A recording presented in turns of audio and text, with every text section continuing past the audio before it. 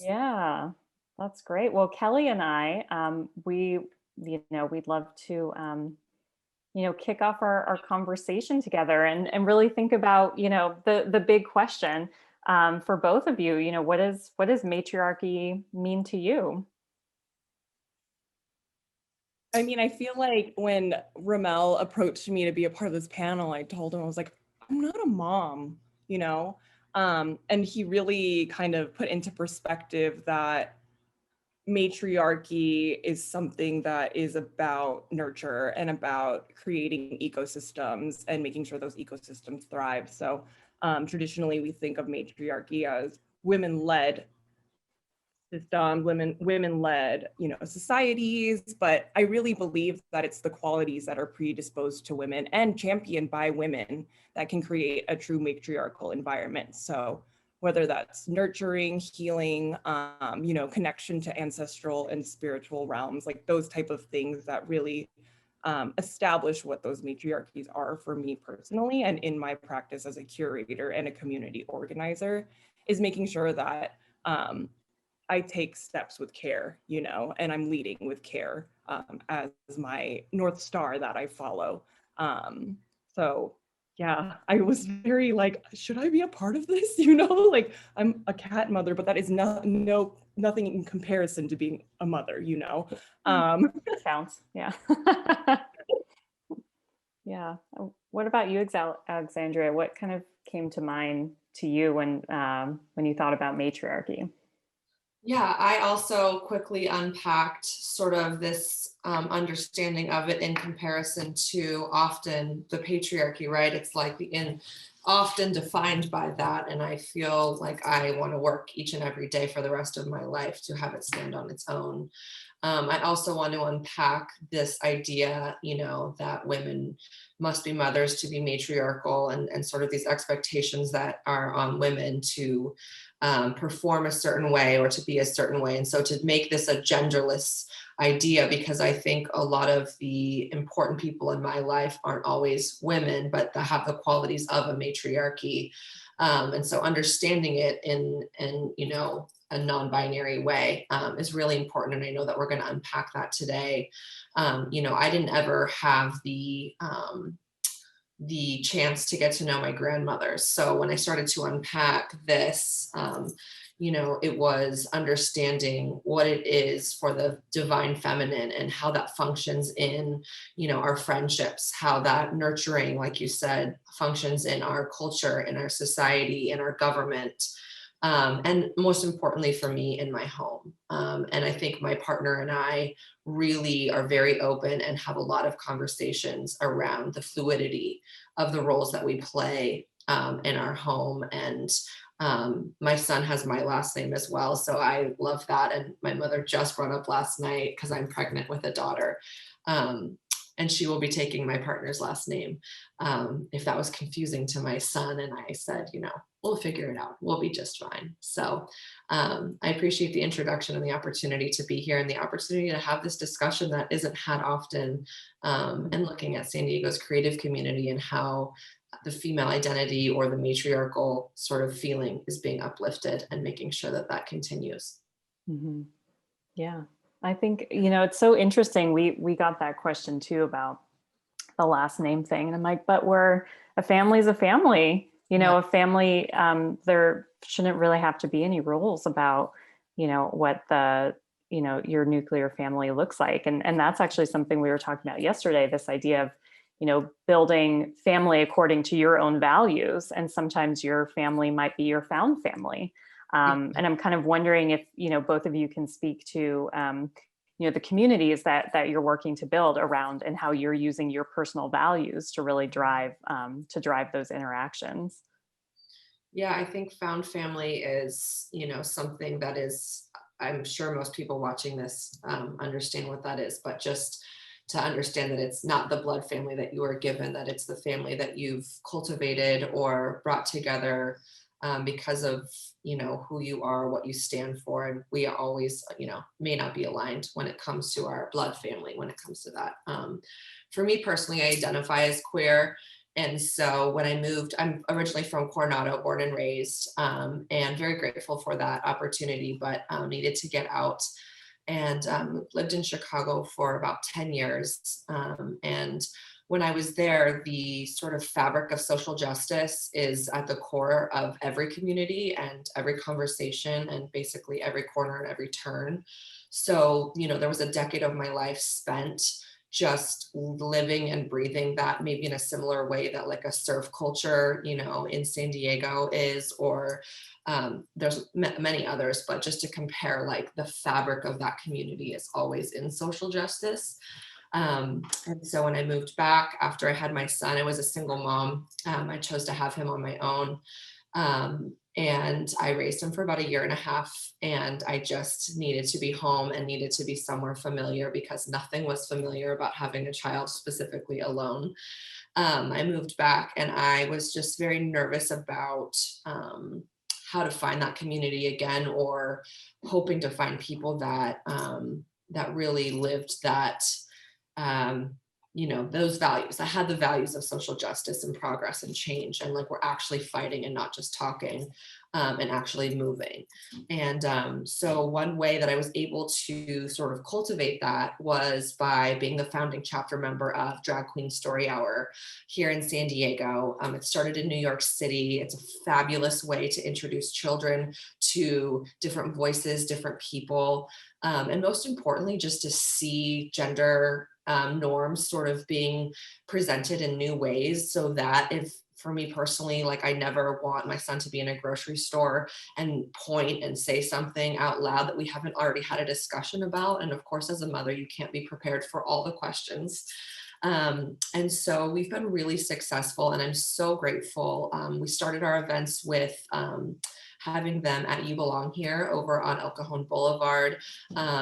And now we're outside at Trolley Barn Park. We have them once a month. We're actually having one this Sunday. So if there's any parents here that want to come, it's from 10 a.m. to 11:30 on the north side of Trolley Barn. And it's incredible, the books that came out of the pandemic, as far as just being resources for parents in this quickly changing cultural fabric of America, has been incredible. So I've just been sort of like obsessively buying progressive children's books. So that's one way I've been able to really sort of like plug into my chosen family, which I just feel, I think, the most connected to and close to my queer friends, and especially in the parenting world. So that's sort of one way that I've been able to do that, and with Hustlecraft as well. So I'll pass this back to Carmela. I love your approach to your family structure, Alex. Like, I'm so interested in hearing more about you and getting to know you today because you're so interesting. So yeah, like kind of with Alex too, like, I've always been kind of like magnetized by social justice spaces. And I've been an arts administrator in San Diego for about 5 years now. And, I've been in spaces like institutions and in different scenes in like the more DIY underground spaces. And, I think a big part of my life has always been searching for belonging, and feeling safe in the spaces that I'm like part of. And oftentimes some of those spaces don't exist. And, I was seeking space that didn't exist for a very long time, in the arts and culture world here in San Diego. And so, I am a first generation Filipino American. I'm the first American in my family, and I feel like a lot of responsibility in being Filipino American. And so, that was where I was seeing the lack. I was like, I don't see my stories being told. I'm not seeing a lot of representation of the AAPI community here in San Diego. So like, how do I create that space, because it didn't exist before, or maybe I just didn't discover it yet. And I'm very fortunate to have discovered Pacific Arts Movement, who I work with right now, that present the San Diego Asian Film Festival every year, because I've gotten to find a space too. But outside of that, I've been able to cultivate different community spaces through the curatorial work that I do. And a lot of it is driven by the need to connect these artists together, because oftentimes there's not a lot of conduits to make sure that they can be in conversation with each other. And so this is where I feel like I'm playing the role of the matriarch within my own spaces, is being able to weave together this tapestry where folks feel like they're a part of something bigger than themselves, but also that they feel connected, and that sense of belonging that I feel like I've constantly been searching for my whole life. And, to the point of chosen family too, is I feel so much connection to the folks that are Asian creatives in San Diego, because that's ultimately an act of resistance in itself in our culture.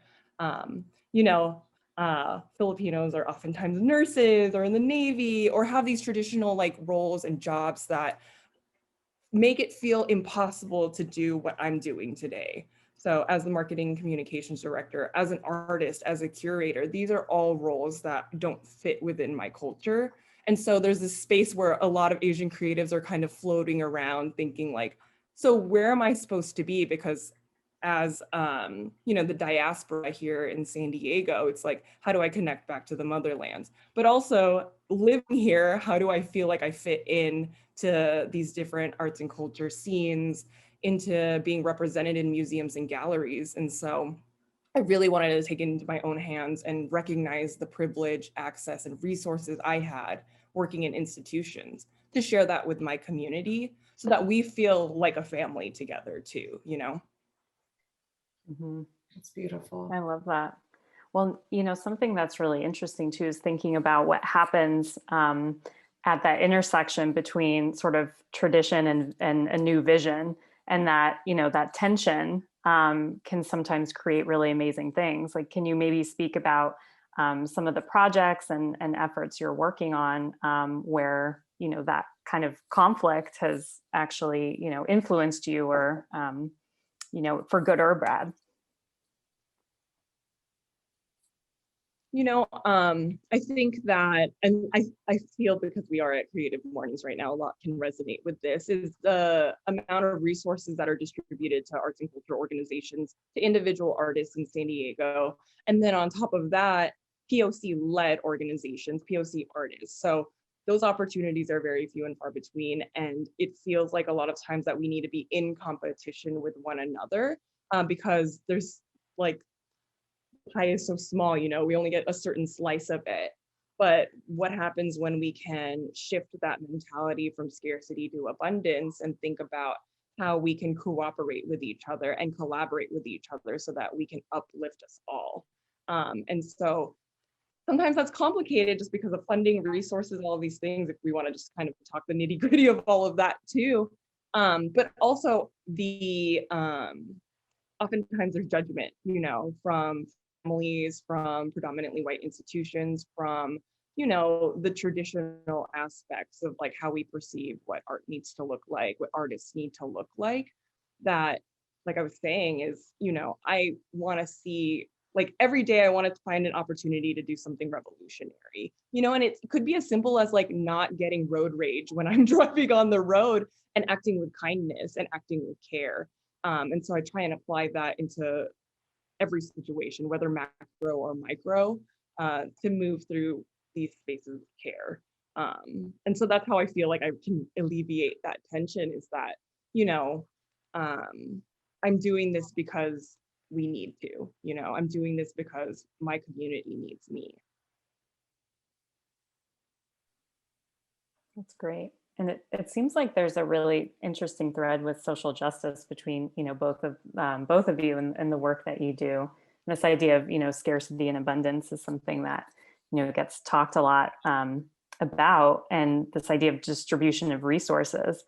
And so, Alexandria, I'm kind of curious to hear about, your approach to kind of creating opportunity for for the folks in your circles, your community, and kind of what I don't know, what inspires you to do that? What's most meaningful to you about having that role? Yeah, absolutely.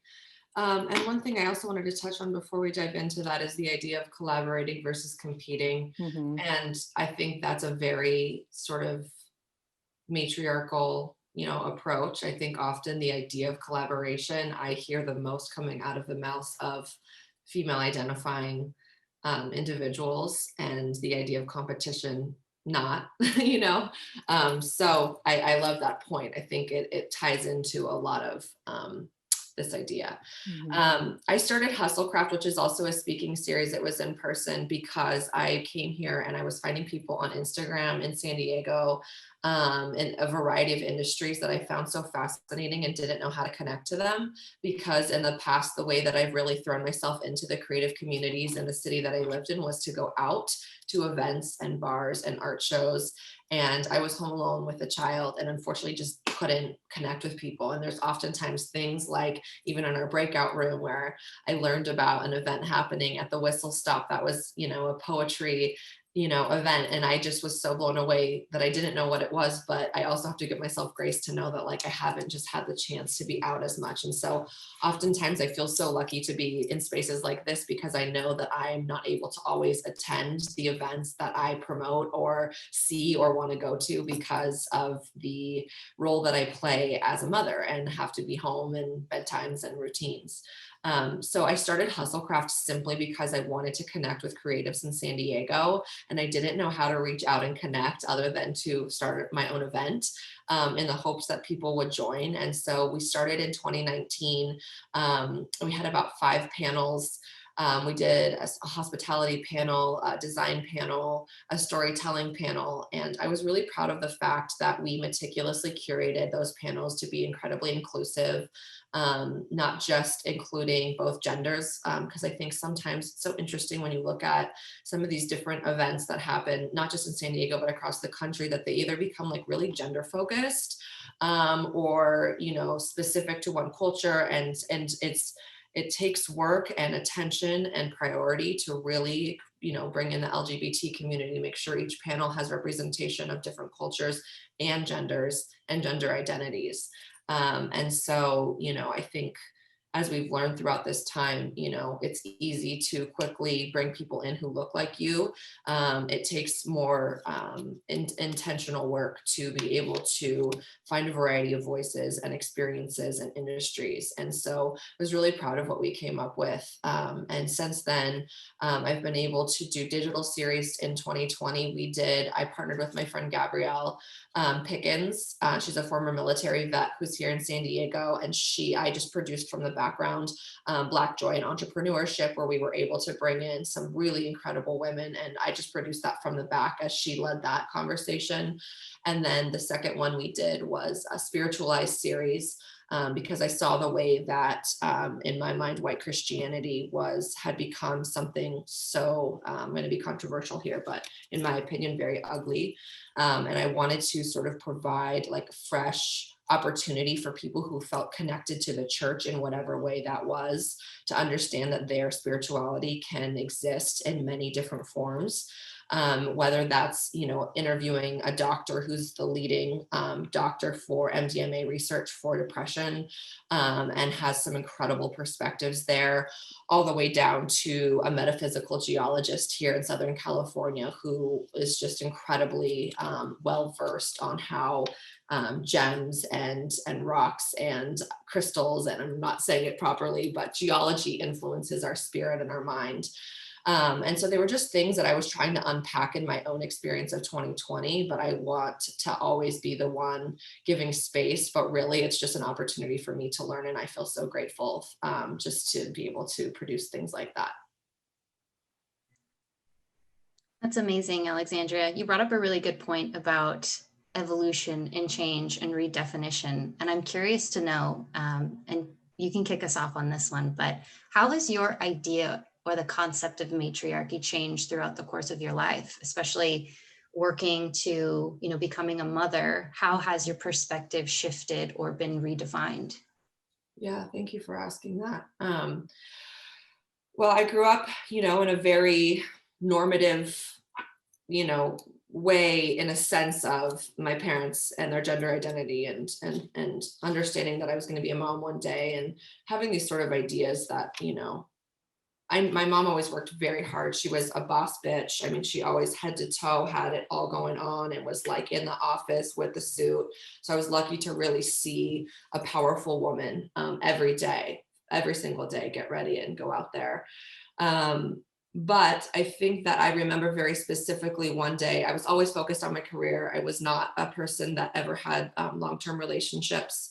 In fact, the relationship I'm in right now, we've been in for 3 years, and it's the longest I've ever had, because my career was always my relationship. It was always my focus. I always felt as though dating was going to take me away from the achievements that I had hoped for, and I really put them in two different boxes.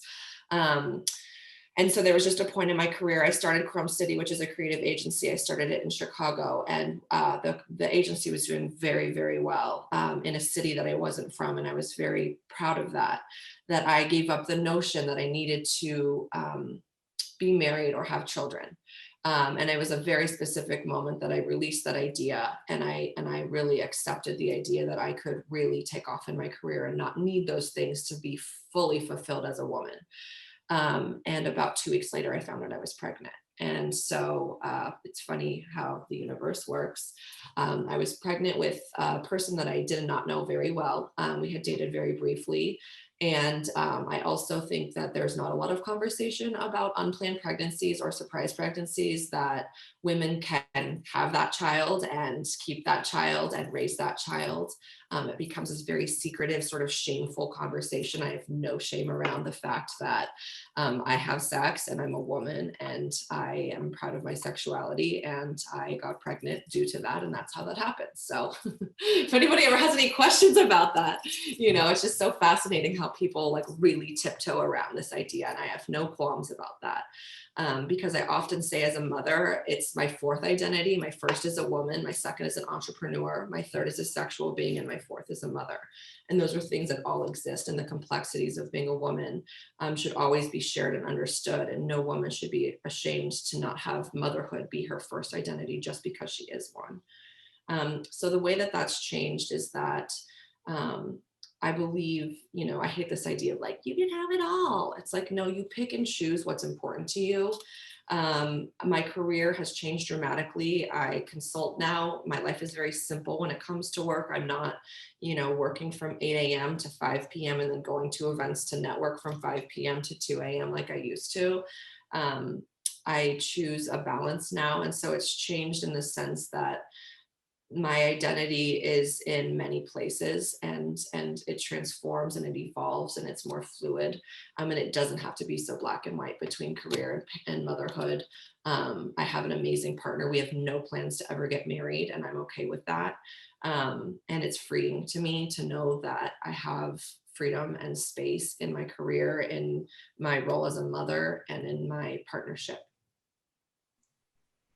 I mean, first, thank you for your part in sharing your story to destigmatize something that I think, definitely goes largely undiscussed.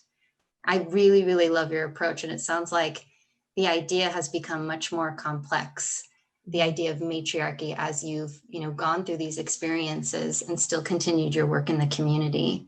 Kicking it over to you, Carmela, how has your idea of matriarchy changed throughout the course of your career and your life?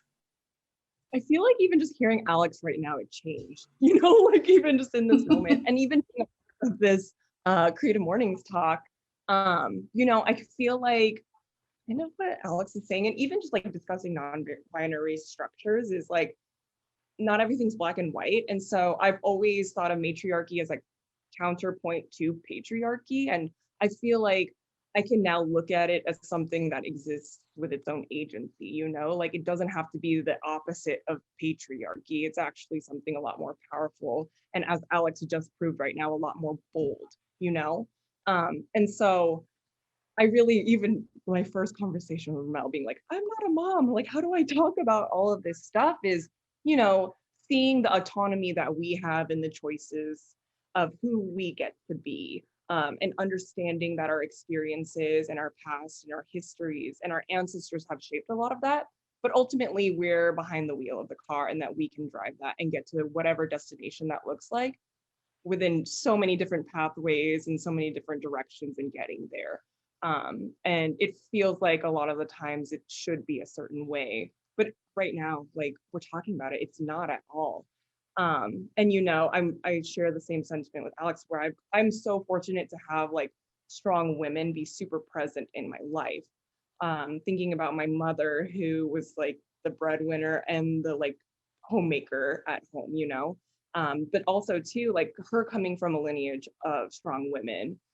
So I'm Filipino, so I have a lot of aunties, like all my titas. So like, but they're all really strong women, and you know, they have so many different experiences that have proven to me what different types of women can be in leadership positions. So whether it's a mother with, you know, different children, or as an engineer, or as a nurse, or as like, you know, somebody bold enough to like leave their home and go move across the world to start a new life for their kids. I've seen so much of that. Some of my aunties have been political activists during the People Power Revolution in the Philippines, you know. I'm so lucky that I had those examples, and not all of us do, you know, and not all of us have got to grow up with that. But I know I have. And so it's inherent in me to want to lead. And like Alex, I've always also prioritized my career. I mean, I wonder if this is the role of like having the strong women in your life, where we're not prioritizing our relationships to men or whomever else, you know, those type of things. We're prioritizing ourselves, our self-care, our preservation, and, you know, preserving this lineage that has been passed down to us too, because I've found so much strength in, you know, looking to my ancestors for guidance, and also looking at my history as a template to know that I'm capable of being a leader. I'm capable of being strong. I'm capable of being outspoken, because my mom proved that to me, or my auntie, or my grandma, all of those people, or even just like cool teachers or bosses that I've had in my life. It doesn't have to be this person or that. And like, you know, I've grown up with understanding that these qualities don't have to exist in like biological females, you know, because I do have folks in my family that are non-binary. And so seeing my auntie, who is still my auntie, you know, move through the spaces that she's moved through, and having to like battle so many different like hurdles to being an immigrant, but also being a queer person coming to this country. And, you know, like I said, I'm just so grateful that I've gotten to see the world through a different lens, and I want to share that with people. And I think that's where like my role as a leader in my community and as a matriarchy is to showcase people the unseen, and showcase people, that we don't have to do things the way that people tell us we need to do them at all, you know. And that's the exciting part about being an artist, is the creation of all of that, and the reimagining of what these constructs, who we are, who the people are around us, our families, can look like, you know. I feel like I'm rambling, sorry. You're good, you're good. That's such an interesting point. And one thing that came up in my discussion too with my group, shout out to Steve and Romo, is we kind of discovered this quality of power in the matriarchs that influenced and shaped us. And we kind of realized that collectively power, the idea of power is sometimes often a byproduct of that community support and that community uplifting. And we talked about it as well, Carmela, and how status is sort of a byproduct of embodying matriarchal principles into the work that you do. So in that thread, I'm curious on your perspectives of what is one characteristic of matriarchy that we don't often associate enough with that concept? I'm interested in this idea that Ramel and I spoke about horticulture, and this idea, like the thing that my mother, if she could do anything for the rest of her life, it would be gardening. I have no green thumb to save my life. But as I looked up the definition of horticulture, which Ramel and I were talking about, is like the placing, when he and I were speaking about it, it was like placing certain, you know, items together in a garden so that they thrive even more. And in the actual definition, it's the art and practice of cultivation and management of a garden. But it's interesting because it's like, when I think of the word power, I think it's very singular, typically, especially in the male and masculine sense, right? It's the boss, it's the CEO, it's the man in charge. But when I think about the matriarchy and the power, her power comes from the community she's cultivated, and she gives praise and she gives back to the many members that are either with her, standing next to her, below her. It doesn't matter at what point they stand. And so I think, the art and practice of cultivation and management, I mean, that is to me the ultimate gift that the matriarchy gives to her community, to her culture, to her family, is the sort of intertwining and interweaving of people and humans, and something that I think Carmela and I share, is the ability to bring the right people together to cultivate friendships and family, community, creativity, creation. And it's a gift that I think we're both feel very privileged to have. And so maybe one part of the beauty of the matriarchy, is the unspoken weaving together of humans that I don't think always exists on the opposite side. The opposite side feels very, unilateral, one on top, all the rest below. Where in the matriarchy, I think we can like swim amongst our people and swim amongst our community, and know exactly where we are and not have to be at the top to feel empowered. More like a web than a pyramid, right? Because you're the conduit of power, you're not the hoarder of power. Absolutely. Right. Mhm. Absolutely. And like, what do we stand to benefit from something like that? Why pursue, a society in that, in that vision? I really love what Alex said about kind of like approaching things in a non-hierarchical fashion, because I really do believe in intergenerational learning and horizontal power structures that empower everybody. And so that's why I think the weaving together of all of these things is super important, because it's a generative practice. And I think that ultimately being a matriarch is being able to like, nurture and cultivate and produce and really like fill our cups up so that we feel like we're not lacking. We feel like we have all we need because we have each other. And that's really where, the matriarch can maintain all of that stuff, maintain and manage that. Because Ramel talked to me about the horticulture analogy too, and I loved it. I've been gardening a lot lately. It's part of my morning ritual, and I'm like understanding like the companion plants in my herb garden and how, I have basil in there. That's a soft plant that needs a lot of water, but then I have another plant next to it that is like chill, like I don't have to worry about this one too much because it's next to this one. And I think we can see through a panoramic lens what that looks like within our communities, and then be strategic and being like, oh, this person would really connect with this person, or I know that so and so is working on this project, and I know somebody's doing some research curatorial project on that too. Is like being able to see all that.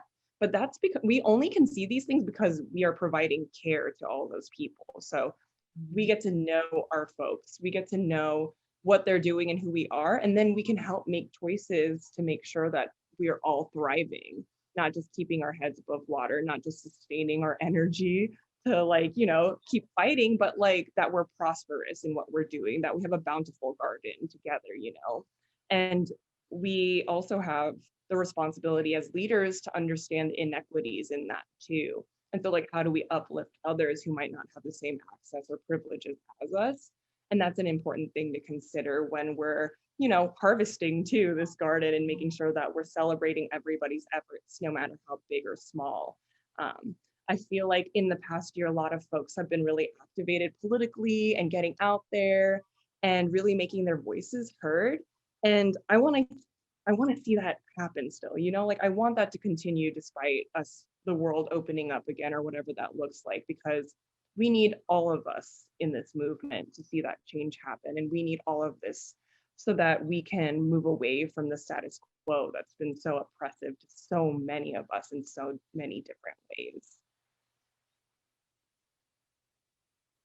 The other reason that I think, Stacey, to answer your question as well, the reason that type of power as a web over a hierarchy is important or powerful right now, in my opinion, is also that if one falls, if one fails, we don't all fall, right? So in the typical sense, and we've seen it in San Diego, there's been some groups that have fallen hard because there may have been that approach and that linear. And when one thing bad happened to someone in that group or something came about, the whole thing fell. And it was an important structure of our history and our culture that we've lost as a result. And so I think that when women or female identifying or feminine energy comes into the space to build as a web, if one needs to fall or back down, if one needs to step away because of a mental health issue, if one needs to have a child and step away, or if one just simply can't, be part of this web anymore, we'll still be okay. And we're here when they're ready to come back. And I think that's sort of the power and difference between the sort of typical male hierarchy and the web that the female energy produces.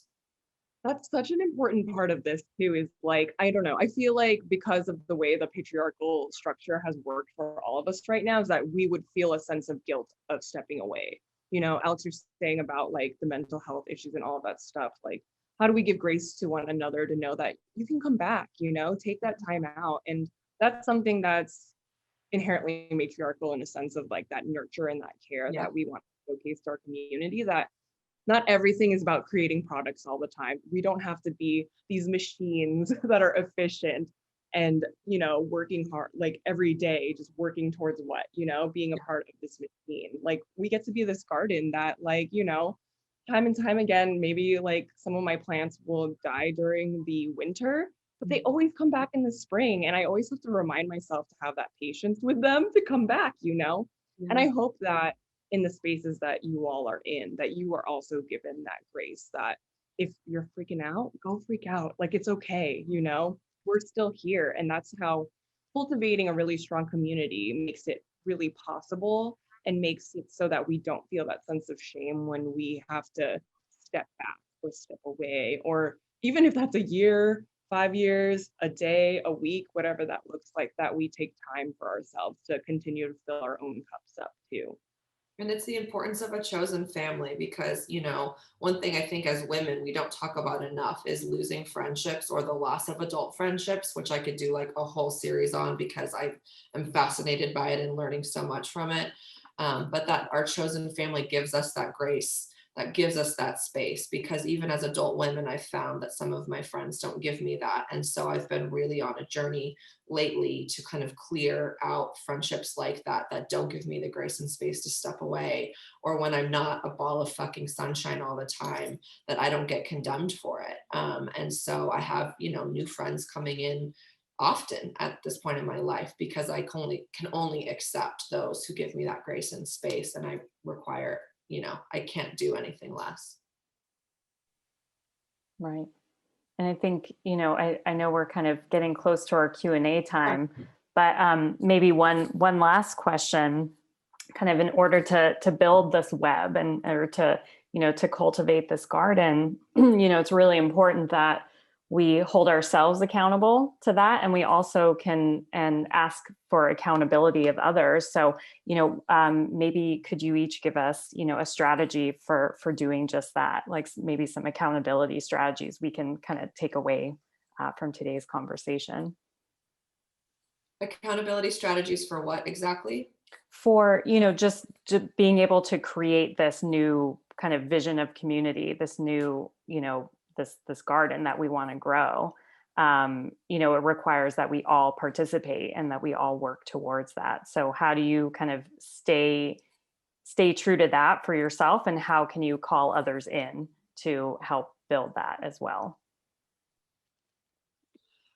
I think being vulnerable to attending events that you wouldn't. I mean, I call out events because I've create them and I produce them and I go to them and I always feel awkward, even though I can like talk to anyone, that's a gift I've been given. But at the same time, I get out of my car and I still feel like I'm going to vomit sometimes before I walk into like an event where I don't know anyone, or, so I think the vulnerability of going to something or investing in something that you wouldn't, going to a film premiere that's, you don't know the producer, you don't know what the film is, and you don't know much about it, but you're still going to go to put yourself out there to push the culture of San Diego, because I'm constantly in conversation with creatives who just wish that more people would just show up.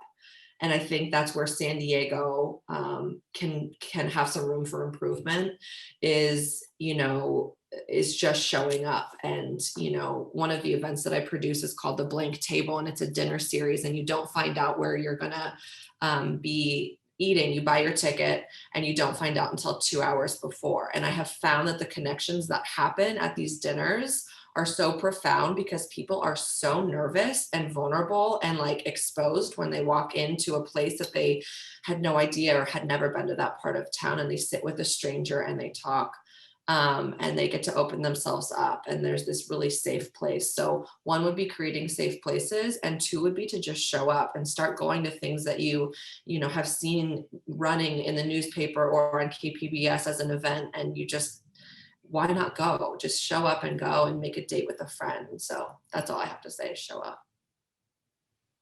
I think with the vulnerability piece too, is that, for me, seeing strong women in my life all the time, a lot of them didn't ask for help all the time too, and so that impacts you over time, and it impacts sustainability of the work that you do. So something that I've had to learn in the past few years is to ask for help. And that's really hard, because I want to be a strong, independent woman, right? Like, I'm running my life, I'm the boss of my own life, all of this stuff, right? But I know I can't do this alone. And so knowing how to like set boundaries with people, knowing how to reach out and be like, hey, like, do you think you can help me with this project? Hey, like, are you able to do this? Or hey, like, can you give me a pep talk right now? I'm freaking out. Those type of things really help cultivate that community even further, because we're building a sense of trust with each other. And once we trust each other, that means we can create together in ways that are boundless and not, stuck in a corner of like how we're supposed to do things. I don't know. I'm just really excited at the fact that I've noticed this growth for myself in being able to share myself with people, like even being a part of conversations like this. I don't know if I could do this in person yet, but the Zoom format has really helped me get myself out there to share my story. And that's scary as fuck. Like, it really is, and then now I get to feel connected to so many of you. And then Alex, you especially right now, I'm so stoked to like hear you today, is knowing like there's people out there that can help each other, and there's people out there that can like really, make us all thrive together. You have such a beautiful perspective, and I'm proud of you, and I don't even know you, for the freedom that you have to share and the perspective that you have. And I think you would totally kick ass in person, but here we are.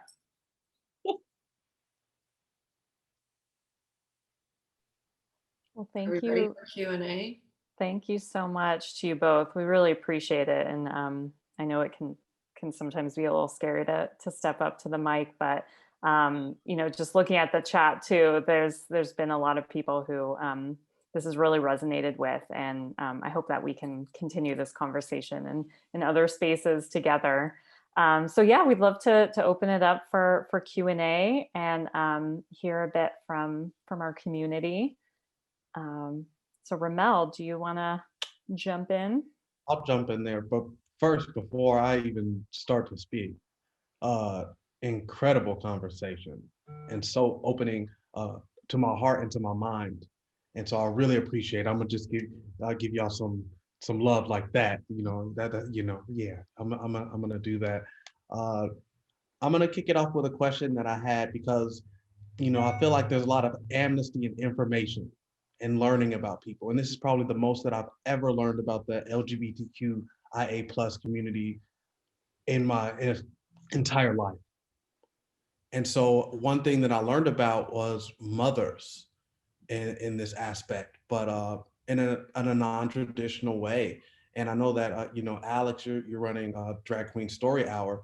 And I know a lot of people don't even know what mothers are. Could you explain that concept in that community? Sure. I'm by no means, I identify as queer, but I by no means feel that I can be like a voice for the drag community. I'm a mother who invites drag speakers into a space to allow interactions with children to understand gender identity in new ways. But my understanding of it is very much that it is a chosen family. You know, when you come out of the closet, for one, like step one, coming out of the closet, you know, a lot of time queer teenagers and or however old you are when you come out, there's a, you know, 50-50 chance that you're, you know, embraced and or shunned. And so then within that, when you come out, and you're exploring your identity and your gender identity, and again, by no means am I any expert in this field or a voice for them, because I haven't experienced what they have. But just my understanding and my closeness to and my proximity to this community, is that then you find, you know, then you also face a lot of backlash. So whether you are, you know, identifying as trans or simply love you know, drag for the sake of entertainment, and it's something that's a fun way for you to explore yourself, express yourself, etc., is also shunned. And, you know, we've seen some horrific backlash. In fact, at the Chula Vista Library, there was picketing against them hosting Drag Queen Story Hour. And to be frank with you, I think I had always in my social justice work been part of movements that were positive, and we were walking together and we were marching together. I had never seen, honestly, the opposite side. And so that's my privilege, that I had never seen the hatefulness that exists on the other side. And I took my son by myself to the library to picket against the hate that was coming in from predominantly religious affiliated groups, which is also just something that I have such a huge issue with. And I had never seen that kind of hate before, and it makes me really emotional. But so within that community, because they don't have always the support of their blood families or even their community members and neighbors, they form these chosen families. That makes me really sad, sorry. And so the mother of that family is somebody that takes in these amazing humans who have been brave and vulnerable enough to step into the identities that make them feel seen. And that's how they form their families. So sorry, I'm just thinking about how awful that hate was. Just sorry. No, don't be sorry at all. It's a real thing. And I related to it when I learned about it. I said, oh my gosh, like I have these mothers in my family are like these fake cousins that we were like, no, we're cousins because we have to be to survive. Like you're my family because we're part of the displaced. And like, Yes. I know we're not blood, but we're blood because we need to be. And it's beautiful that it happens. And it's sad too. It's both. Yeah. It's both. I'm not sure if you wanted to add anything onto that, Carmela. Alex, thank you for being vulnerable with us right now and sharing that, because I feel like us being able to be in conversation and dialogue with one another right now, we can showcase to everybody that, like, you know, you can create those safe spaces for people who are just like you. And that's something that awareness and realization that I am an artist, you know, like I can reimagine and create and innovate and experiment in so many different ways. And in my connection with people and how I can define these people into my life is so powerful. And your love shows through all of this, you know. And so this is also what I just want to like offer to everybody is like, how do we lead with love so that we're prioritizing those that need it the most right now? And that's how we form these chosen families. That's how we nurture our communities, is through leading with that love. Absolutely. Thank you for that. We have a question from Linda, which is you know, you spoke about, you know, the garden being there in existence, but I think this speaks more towards like the starting of that garden. And Linda says, what are some ways we can start creating a nurturing garden in our community?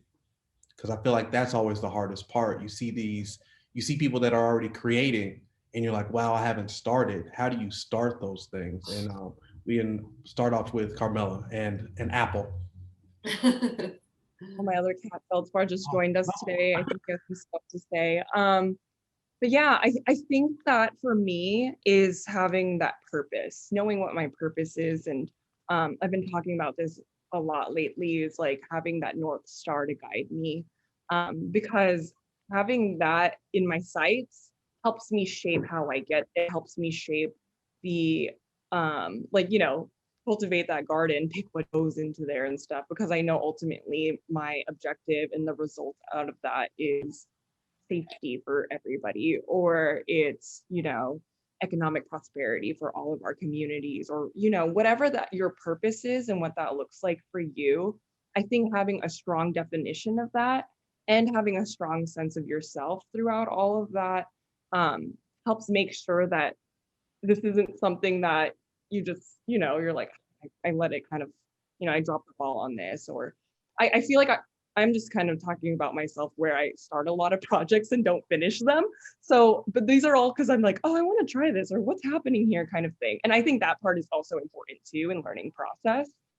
But my most successful projects, my most successful and like most rewarding experiences have been through wanting to accomplish my goals and wanting to make sure that the people involved also feel that sense of satisfaction in getting to that point. So having those seeds to plant, I think, is going to be the hugest part of creating that garden.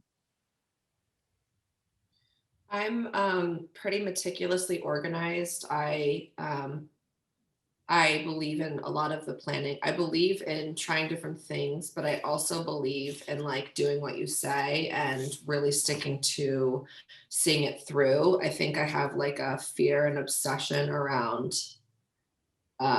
not following through. It's like keeps me up at night. So for me, I think the way to start is to plan, you know, like, and I'm a big plan backwards type of person. So if you feel like, and especially with going along with Carmela's idea of purpose, I also believe in filling gaps. So it's like, look at what's happening either in your community, in the arts community, what's missing, and how can you fill in that gap to make your purpose, or how can your purpose fill in that gap, you know, either way. And then work backwards when you're planning. So again, like I'm a big, like I have an 8.5 by 11 calendar still. I mean, I do everything digital, but I like to see it out. And just working your promotion of that event backwards, working in when you need to have meetings, who you need to meet with, when that needs to happen, what time of the day that works for you, and having all of that back synced and really organized is, I believe, the greatest way to truly accomplish and start something. So to start is to identify when it's going to happen, call it into existence. I think a lot of times I think it's not possible to be doing Hustle Craft and the Blank Table and running an agency and Drag Queen Story Hour. But what I did was I set out what days those things were going to happen. And you best bet that I had a plan of when the emails were going out, to whom they were going to, how we were planning for social, what those social things we're going to say, and plan in advance. And so they become true when you plan and you call them out into existence. So I think the best way to start is to just say, on this day, I'm having this show with these people, and then you just work backwards. That's excellent. We have a few more questions, and I know some people might need to go at 10 o'clock, so that's totally fine, but I want to get into the rest of these questions. And this is in the similar vicinity. How do you get out of your own way? As a recovering people pleaser, I'm always trying to remind myself that I'm not bugging people. I'm asking for help. And this is from Chelsea. That's great. Oh my gosh. I'm a Libra, so I'm a people pleaser. Like that's just like part of being a Libra. But like but I think that there's something about like self-acceptance that I've kind of just recently tapped into, to feel like, to remove that shame from asking for help or for wanting to continuously be like pleasing other people. Is this is me, this is what I want to do, this is where I'm going, and that's what it is, you know. I've been so confused for a very long time about like, what am I supposed to be doing with my life? And you know, I overthink so much. Like I think every single week somebody tells me, Carmela, you're overthinking too much, like all the time, or you're worrying too much. And it's hard because as leaders in our community, we have a lot on our shoulders. We're carrying the weight of the world, but that weight is so much easier when we ask for help. And so that helps give you clarity in wanting to you know, achieve your goals, wanting to achieve the results that you're looking for, is for some of that to hit the skin off of your shoulders. I'm still working on it though, so I don't know if that is working yet, but I'm trying it out. But I really think that now that I feel very self-possessed and know who I am, has really helped me remove myself from having that validation from other people that, oh, Carmela's a really nice and caring and helpful person, you know. I know that I'm not just defined by that. I get to define myself now. And so that kind of has helped remove that people pleasing from me. I still love people though a lot, and I want you all to be happy, but I also want me to be happy too. And that's something really hard to accept because it feels selfish. But when I start to prioritize my self-care and my happiness, it just flows into all of the different spaces that I'm in and make it so much easier for me to be able to move through those spaces too. And I think the idea of feeling shameful around taking care of ourselves is absolutely a result of the patriarchy. And so when we start to think about pleasing people and why we're doing it, and we can remove ourselves many layers to understand that that's a system of patriarchy that we're adhering to. I'm such a feminist, you know, I'm a fuck you feminist. So I get so angry that like it's my rebellion is then self-care. In that sense, I've been very lucky enough to not to of course deeply care about what other people think. I'm a Pisces, so like I'm deeply affected and empathetic, but I also keep a lot of like in practice mantras up on sticky notes here that I look at every day, so that when a wave of feeling inadequate, not serving enough, fill in the blank on the many things we feel. But my favorite one is observe, accept, release, transform. And it's just a practice of mindfulness to observe what's happening, whether it's within myself or someone else. I used this recently with a family member issue where I was like, okay, observe them, accept them, release them, and then transform my feelings around them. And I think I read that like on a regular basis. And also the mantra, everything is working in my favor, or the universe is working in my favor. So I think mindfulness and cultivating mindfulness sort of separates us from having to please others, because we're more focused on understanding our higher power, our purpose, and focus, rather than caring at all about what somebody has to say about who we are. Alex, I feel like you like saying observe, accept, release, transform is such good timing because it was just a full moon yesterday. And like, I feel like that's like the energy that I'm feeling right now. And I'm hella gonna write that down too and put it on my computer right now, because that's so important, is that transform part of it, you know, is that we get to recreate what that looks like. Yes, because it's easy to get stuck in that, okay, I looked at it, I accepted it, but wait, hold on, I'm focusing on it again. Rumination is my unfortunate friend sometimes, so I understand. Also the end of Mercury retrograde, if you're into that. And Yeah. so I always just delete it out of my conversations. If someone brings it up, I'll just say Control Alt Delete out of my brain. But since you brought up, you know, mantras, one of our former speakers, Jim Nell, she's really huge on mantras. She's having an event at Courtyard on Sunday that she's going to be speaking towards mantras especially. And so that's something to check out. But, you know, before we check out of here, let us know of any events that you have coming up and going on. And I know you both have really incredible events. I was able to check out your gallery at Good Faith, the Gallery, Carmela. So could you speak to that and explain and invite people? We want to show up. Yeah, I'm really excited. So for like AAPI Heritage Month, I curated a visual arts exhibition over at this gallery space called Good Faith Gallery in Sherman Heights. It's really kind of celebrating and exploring Asian American political identity, and also kind of just celebrating and showing gratitude to all of the community organizers and all the artists that I've worked with in the past year. And it's really a show that was meant to be a healing space for all of the tragedy that we've been seeing in the past year and all of the increased racism that's been happening. So the closing reception is going to be tomorrow from 6 to 10. It's no longer, you no longer have to book an appointment to go see the show. We're open to the public, and it's filled with 13 different artists who, some of them have never gotten the chance to show work in a gallery space before. So please come check it out, and also come meet me. I'd love to meet some of y'all in person. But yeah, we have that show tomorrow. And then I'm going to be working on some more Asian American curatorial projects, hopefully in the coming future if I get these grants. But definitely look out for that, and be sure to follow Taros Gallery, the art collective that I'm a part of, for any updates on that. But yeah, definitely check out the show. Sounds awesome. I have written down that I want to bring my son and partner to that show, and I also love the team over at Good Faith. We had Tony Becker on one of our Hustlecraft panels, and I love what he's done, especially because he's not from here, and I love seeing the way that people embrace San Diego as their own and create so many beautiful spaces. We've got Drag Queen Story Hour this Sunday, the Pride Edition. And that is going to be from 10 a.m. to 11:30. You do not have to be a parent to come and support the community. It's a really safe and amazing place. And I think a lot of times when you don't have kids too, it's so nice to be around kids sometimes, not always.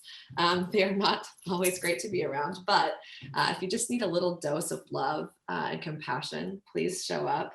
And then we have the next Blank Table Dinner series that I produce with my middle school best friend, Frederick. He's an incredible chef. And that's going to be on Thursday, July 22nd. And then we have 2 more following. What else do I have? Hustlecraft. I actually, interestingly enough, Hustlecraft, I'm ready to go back to being in person, but I have to produce it before I have this baby. I'm due October 7th, so she will be a Libra. My birthday's October 10th. I was like, if it's the same, I'm gonna freak out right now. Oh, weird. My daughter's birthday is October 10th, Carmela. Oh, really? Yeah, that's awesome. Wow. And I was talking to my friend Alyssa and my friend Nick around this idea of how feminine energy functions in the creative culture of San Diego. So I'm actually going to be reaching out to you, Carmela, Stacy, and Kelly, because I think there's a lot of synergy to take this conversation into an in-person pop-up event. So stay tuned for more that's coming out of this for the next Hustlecraft chat around female energy in San Diego, because I am wanting to uplift that and keep this going. Let's do it. Oh my gosh, I'm so down. You. Honored. Thank you. I'm so honored to even hear all these words in this conversation. You have no clue, no idea how expansive this is making myself, and I feel like the energy in this room, you're really expanding people and expanding our vision, and we cannot wait to go and support you at these shows, at these events, at these, I like to call them opportunities, because it's a huge opportunity to actually go to these events and experience these people and these conversations. Mm-hmm. And I just want everybody to give a round of applause of some sort. I know you might be on mute, but dang. I feel like Leonardo DiCaprio when he stands up and oh, we got the W. I want you to be able to vote for Friday.